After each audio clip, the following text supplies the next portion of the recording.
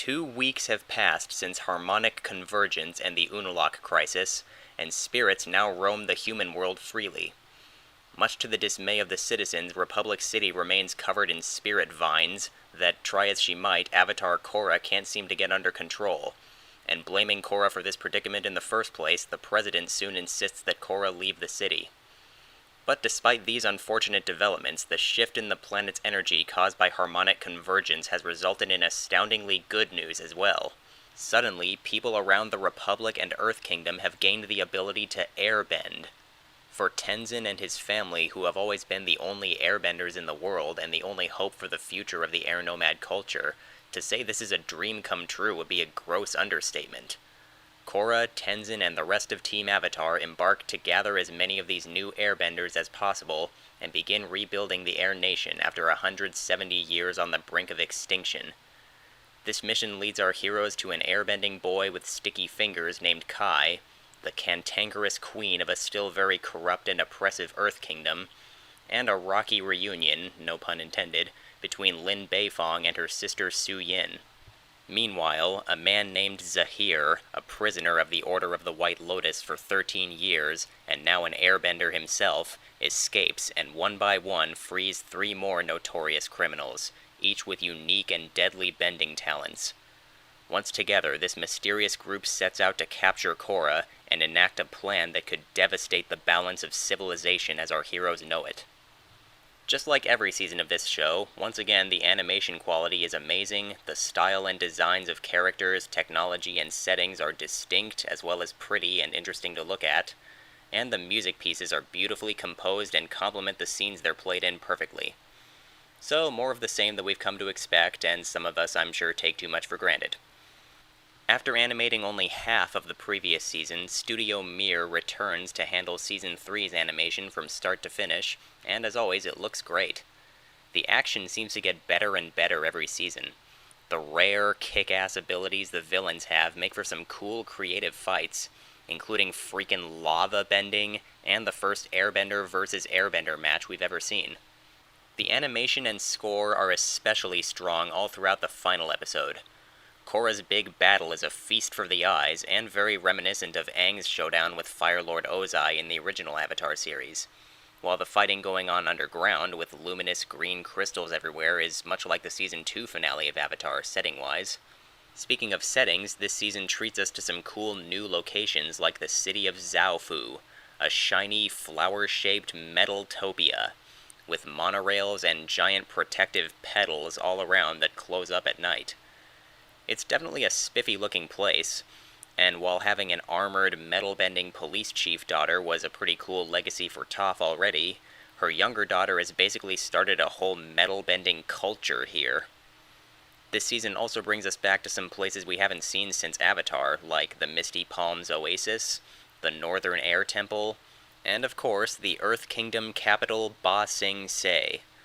While cities like Zaofu are beautiful, prosperous, and examples of evolution going on in the Avatar world, Ba Sing Se, apart from looking slightly more modern and industrialized, doesn't seem to have changed very much since the days of Long Feng.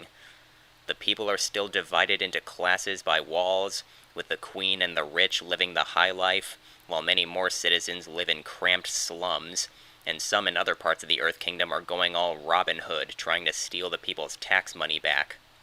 The Dai Li agents are still abducting people to use them as tools of the state, and the Earth Queen herself, unlike her predecessor, is completely aware and in favor of all the nasty things going on in her kingdom. She even endorses the poaching and slaughter of endangered sky bison. The way this harpy abuses her power and screws her people over, all it's gonna take is one outraged dissident to incite a whole revolution. On that note, I really enjoyed how realistically the attempts to recruit the new airbenders were handled. It's much more interesting and requires more work than airbending is back, therefore the Air Nation will be back in no time. Nobody wants to see a whole culture on the verge of extinction, but the slacker voiced by the Napoleon Dynamite guy is technically correct when he says being an airbender doesn't mean he has to be part of the Air Nation. Many of these new airbenders have lives, families, and cultures of their own, that they're not just going to leave behind to become nomads who practice a completely different lifestyle. The idea that they're obligated to is more or less the same mentality the Earth Queen is using to justify drafting unwilling airbenders, because it's their duty as citizens of the Earth Kingdom, or property as far as Queenie Smugface is concerned. The new Air Nation needs all the airbenders it can get, but they can't exactly keep calling air the element of freedom without respecting everyone's free will.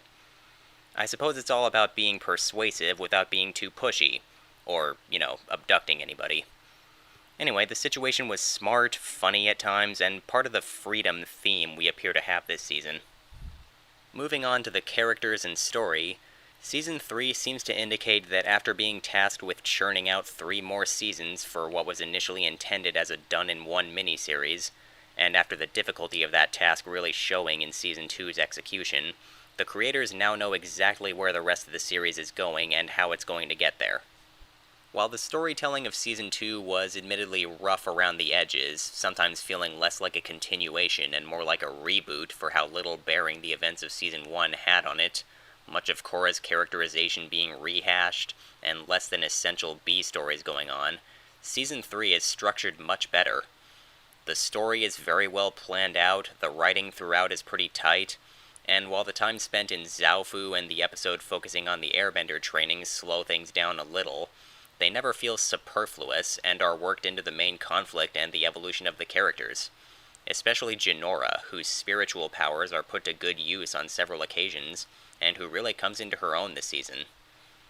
Again, Season 1 feels almost swept under the rug, apart from Amon and the Equalists getting a mention once in a while, but the following seasons do lead into each other much better than 1 did into 2, apparently forming a trilogy of sorts where the events and character development of the previous season do carry on into the next. Korra has actually grown from her experiences in Book 2, and both she and her relationships with the other characters are so much more likable now. She's more prone to try solving problems through calm, sincere talk, fighting smarter instead of, or in addition to, harder, and when she does lose her temper and act more hot-headed like we're used to, even that's done better in this season. It's not annoying, it's usually out of understandable frustration that the audience can totally get behind, or it's played for laughs, or both. I love the way her character is balanced finally. I love how she can still have some of the Korra tendencies we know while maturing, being more open, demonstrating more insight, being heroic in ways beyond just kicking the bad guys' asses, heroic in ways that take a more personal toll on her. Not that there was none of that in the previous seasons, I just think it's particularly strong in this one.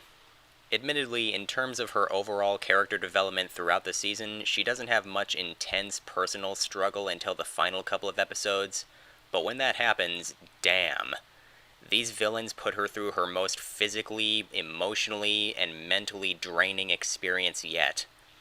She's subjected to haunting visions that made me consider that if there's one theme that does sort of connect all the seasons, including the first, it's the reality that the world is changing, and every one of Korra's main villains has, in one way or another, insisted that the era of the Avatar is over.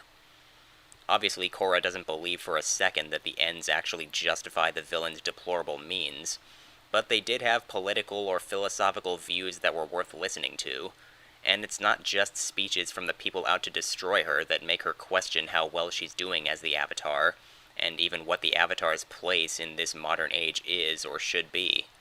Despite her best efforts, she can't seem to fix the spirit vine problem, as the Avatar, the great mediator, should be able to. The people of Republic City are so dissatisfied that they've kicked her out, and she can no longer get guidance from the past Avatars. So in a lot of ways, she's even more lost than ever before, despite finally growing into a wiser, more admirable heroine. The changes the world is going through on its own, the changes the villains of each season have tried to impose on it, the results of the change Korra herself imposed on it by keeping the spirit portals open, all the good and bad changes, she doesn't know what to think of it all or how to proceed. She's always doing the best she can with whatever biggest problems are currently in front of her, but more and more feeling like that's just not good enough.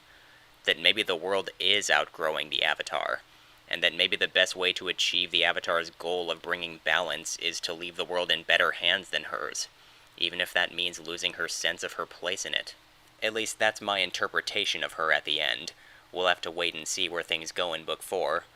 But if I'm not too far off from the creator's intent, I really commend them for going in such a dark, poignant direction as opposed to the pretty simple, relatively predictable development Korra's had in the previous seasons.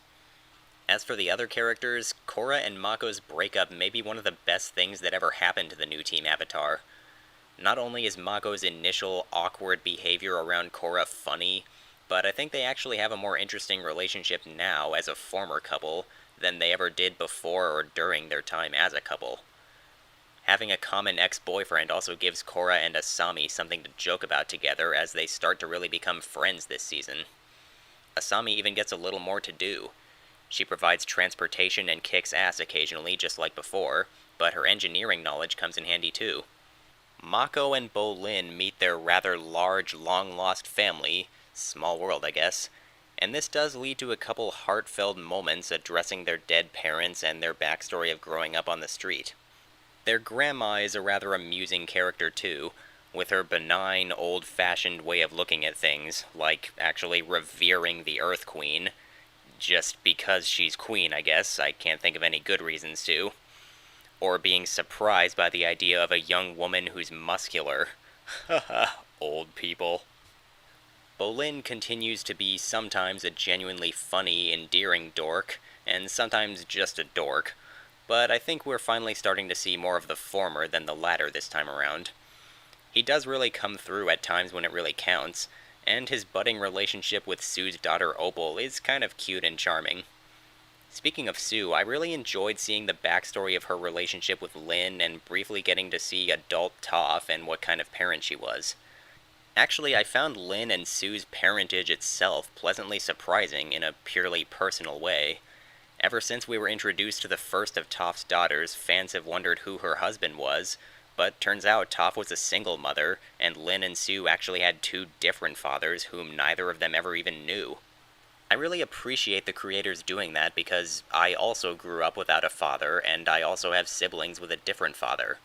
And I guess because they feel like they need to show young viewers a more idealized picture of what a family is supposed to be, I don't usually see families like mine in shows meant to be relatively kid-friendly. Even though I'm sure it's unintentional, even well-meaning at times, when I was little, the shows I watched and some of the people around me sometimes made me feel crappy about myself and my family by always presenting the idea that you're supposed to be the child of a man and a woman who fell in love, got married, and had kids, in that order. Never love and kids minus the marriage part, or marriage and kids minus the love part, or just kids with no confirmation that there ever was love or marriage. But if you are a character from a single-parent family, chances are the story is going to frame it as a broken, struggling family. Maybe you did have two parents who were happily married soulmates, but one of them died. Or maybe your other parent left for reasons that are unknown, but leave you and your remaining parent victims regardless. Your family and upbringing are only different because tragedy struck and deprived you of that normal, traditional nuclear family life that I guess everyone is entitled to have and everyone who doesn't is supposed to want. Don't get me wrong, there's plenty of perfectly interesting stories to be told with scenarios like those. Every good story needs a source of conflict, and family drama is a good source of conflict. And sorry if it sounds like I'm going off on an overly biased tangent, but I had to in order to explain why I like the Beifong family backstory so much. I can't think of many kids shows that feature a single-parent family where the lack of a father or mother isn't necessarily ignored, but everyone usually seems pretty content with the kind of family they've got. During Lin and Sue's childhood, their fathers weren't part of the picture, and they didn't need to be. Sure, as we see, Toph made some parenting mistakes, like any mother, married or not, and Lin and Sue have their damages, but their lack of a father is not depicted as being the problem. It's mentioned once or twice, but they don't really seem to mind that aspect of their childhood. Again, I just have a really personal appreciation for that. Thank you, show, for not framing it like there's something inherently tragic or dysfunctional about a kid who has no father, or an unmarried woman having kids. With more than one man, even. But anyway, I'm supposed to be talking about the characters, not me and my desire to see families like mine normalized in more shows. So, getting back to Lin and Sue themselves, I think it's interesting how their lives and personalities as adults are not only opposites of each other, but also kind of opposites of what someone who knew them at the time of the flashback would have thought their futures held. Lynn was responsible and driven, with a successful career as a cop ahead of her, but successful is not necessarily the same as happy. She grew up to be bitter and lonely, partly because of the uncompromising drive that helped make her a respected police chief. Whereas Sue was more of a laid-back troublemaker, and few people would have expected her to make anything of herself, but she did. She really did. She made mistakes and drifted through life, which Lynn is always quick to berate her for, but in the process she gained perspective and discovered who she really wanted to be. And now here she is, the head of what looks like a pretty happy family, and the founder of a whole thriving, one-of-a-kind city. Lynn's resentment is also understandable, though. Snapping at innocent Opal and eventually attacking Sue do seem a bit much, especially considering what Sue actually did when they were younger wasn't that horrible. But spending years holding a grudge over something someone did, even long after everyone else involved has made peace and changed for the better, and holding on to your anger only serves to keep yourself in pain, that's actually pretty realistic and fascinating. So much so that I kind of think it was resolved a little too quickly. But only a little, it still really works. And again, despite the Zaofu and Air Temple focused episodes slowing the main story down a bit, they have much more interesting drama, character development, and ultimate relevance by the end than a lot of the subplots in Season 2.